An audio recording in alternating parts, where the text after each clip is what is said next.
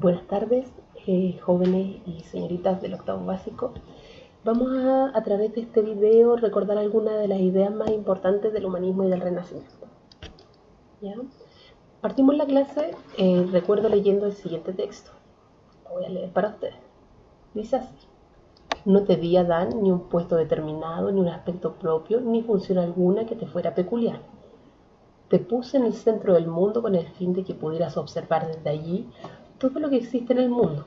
No te hice ni celestial ni terrenal, ni mortal ni inmortal, con el fin de que, casi libre y soberano artífice de ti mismo, te plasmaras y te esculpieras con la forma que tú hubieras elegido. Podrás degenerar hacia cosas inferiores que son los brutos. Podrás, de acuerdo con la decisión de tu voluntad, regenerarte hacia las cosas superiores que son divinas. ¿Ya? A través de este texto, redactado por Giovanni Pico de la Mirandola, se trata de exaltar la figura del hombre, de la persona, como centro del quehacer intelectual, cultural, artístico. Dice él: te puse en el centro del mundo. Básicamente esta idea eh, resume el concepto de humanismo. ¿Ya? El humanismo va a ser una forma de pensamiento basada en el hombre, que valora las capacidades del ser humano y lo pone en el centro del quehacer intelectual, cultural y artístico de la época. ¿Ya? El pensamiento humanista, junto con el Renacimiento, van a ser dos fenómenos que van a estar asociados. ¿Ya? Ambos fenómenos, humanismo primero, renacimiento después, se dan precisamente como consecuencia de las cruzadas. ¿Ya? Las cruzadas que comentamos en clase van a dar origen a un intenso comercio entre Oriente y Occidente.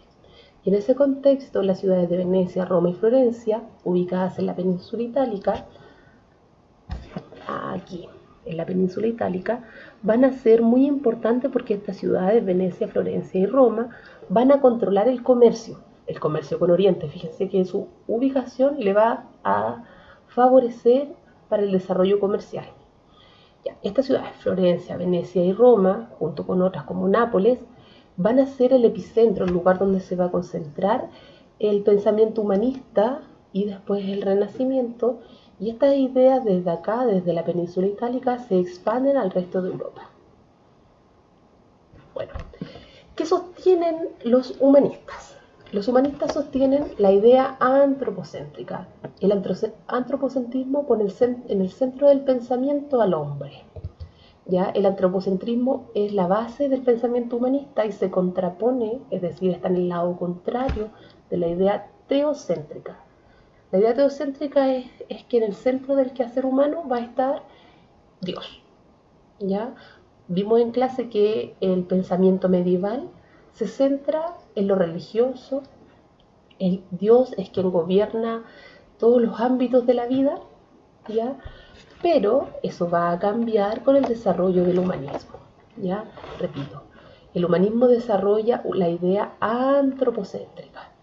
El hombre está en el centro del todo, no Dios. No es que se eliminen o se omitan los temas religiosos, sino que al contrario, se empiezan a establecer dos caminos distintos. Se empieza a separar el camino de lo religioso por un lado y lo científico, lo humano, lo terrenal por otro. ¿Ya? Y es por este camino donde van a transitar los humanistas, ¿ya? Con su idea antropocéntrica. En segundo lugar, vamos a ver que una idea que los humanistas dejan asentada es el valor del individuo, el individualismo. ¿Ya? Luego, la revalorización estética de la naturaleza. ¿Ya? Vamos a ver que los humanistas van a considerar a la naturaleza como algo que el hombre puede descubrir. ¿Ya? No así durante la Edad Media, en donde el hombre es víctima de la naturaleza y los designios de Dios. ¿Ya? Los humanistas van a considerar que el hombre, con sus infinitas capacidades y de antropocéntrica, es capaz de descubrir de una forma racional, es decir, observando la naturaleza, ¿ya? Su funcionamiento y su lógica. ¿Ya?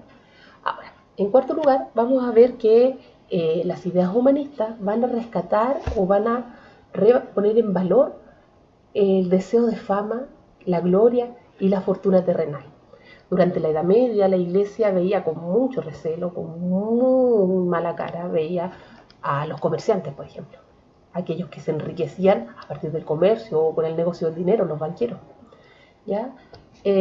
Las ideas del humanismo van a dar fuerza a este deseo que es como extrahumano, que es trascender en el tiempo, ¿ya? Que es lo que esta idea de ser famoso, de tener la gloria terrenal, ¿ya? Ahora, como última idea fuerza, yo puse acá el distanciamiento crítico de la religión. Los humanistas, no es que los humanistas hayan sido ateos o que no hayan creído en Dios, solo lo que hacían era diferenciar los pensamientos. Como ya les señalé, ellos establecían como dos caminos separados. Por un lado la religión y por otro lado lo humano, lo terrenal. ¿Ya? Obviamente, con la idea antropocéntrica claramente le restan influencia en la religión, influencia en el arte, influencia en la educación, en la cultura. ¿Ya? Pero no es que la religión haya salido del ámbito o de la vida del hombre común y corriente. Ahora vamos a ver qué causa o qué factor hacen posible que surja el humanismo y el renacimiento, como vimos por aquí. Aquí. El humanismo y el renacimiento, como ya les dije, nace en Venecia, en Florencia, en Nápoles, en Roma, pero ¿por qué se produce en estos lugares? ¿Por qué aquí y no en otra parte? ¿Ya? Básicamente el humanismo y el renacimiento, ambos procesos tienen un origen común, ¿ya? Primero, los humanistas tenían una profunda admiración por el pasado griego y romano. En clase estudiamos que los humanistas veían los 1000 años de la Edad Media como un periodo oscuro, un periodo en donde la cultura, el conocimiento se apagó. No hubo ningún progreso, al contrario, hubo un retroceso. ¿Ya? Por lo tanto, los humanistas van a hacer como que ese periodo no existió y eh, van a buscar inspiración en el pasado griego y en el pasado romano. ¿En qué cosa? En el arte griego, en la escultura, en la forma de las construcciones, ¿ya? En la filosofía griega y romana.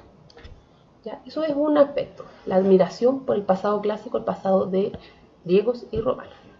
En tercer lugar, el tercer factor que hace posible el humanismo y el renacimiento es la influencia de los sabios bizantinos.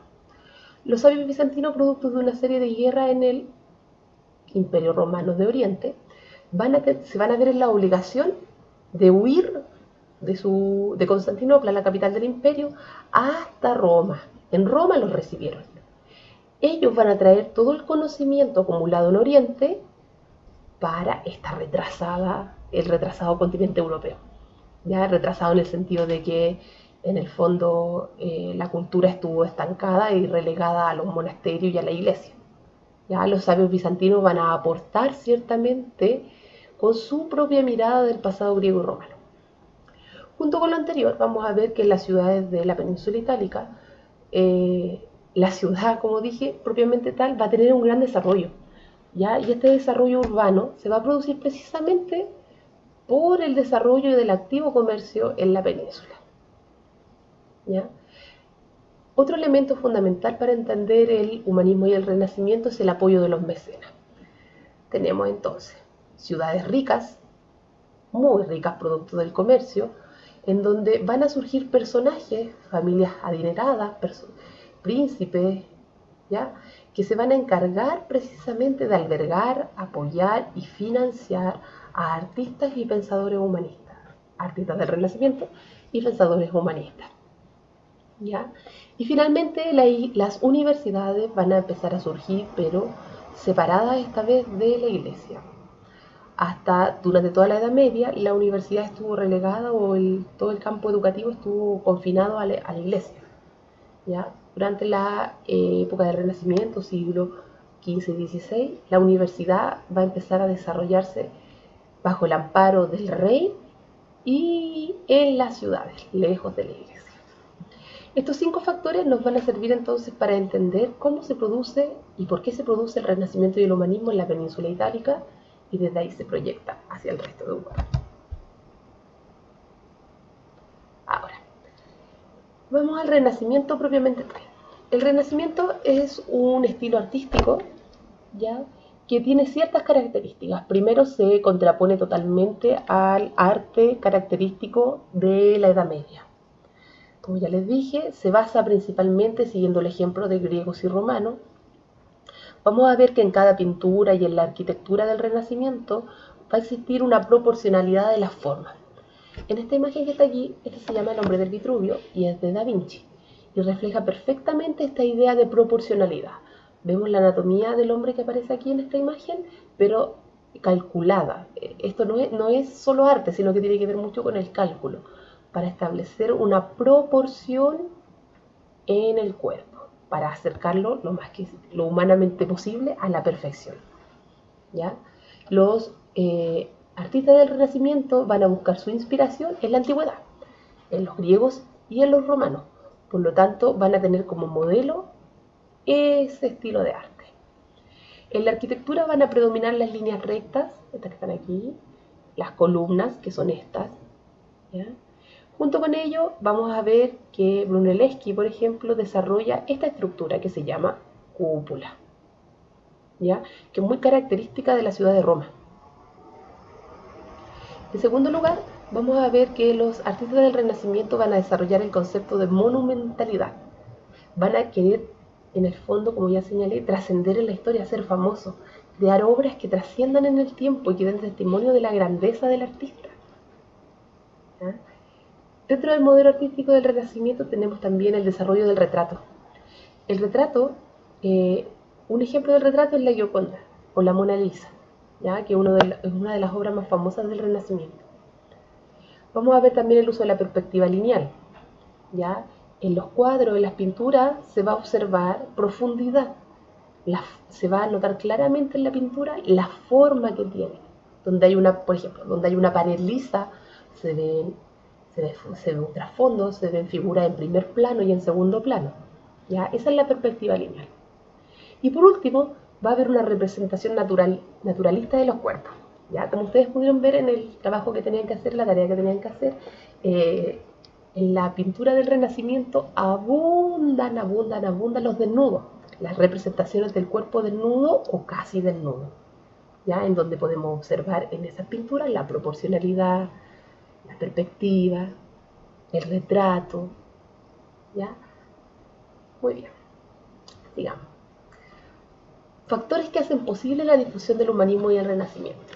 Ya dejamos claro que el humanismo y el Renacimiento se producen en las ciudades del sur de Italia, pero desde ahí se proyecta hacia otros lugares. ¿Por qué? Porque es capaz de trascender e ir a otros lugares. Bueno, en primer lugar vamos a ver que la imprenta hace posible que los textos humanistas se difundan con mayor facilidad. La imprenta va a ser uno de los inventos de la época que va a cambiar la forma de acceder al conocimiento. ¿Ya? Recuerde que comentamos en clase que durante la Edad Media los textos, los libros, eran copiados por los monjes en los monasterios, los monjes copistas. ¿Ya? Y eso demoraba mucho tiempo, eran verdaderas obras de arte, pero eran caros y se demoraban una eternidad. La imprenta permitió a través de la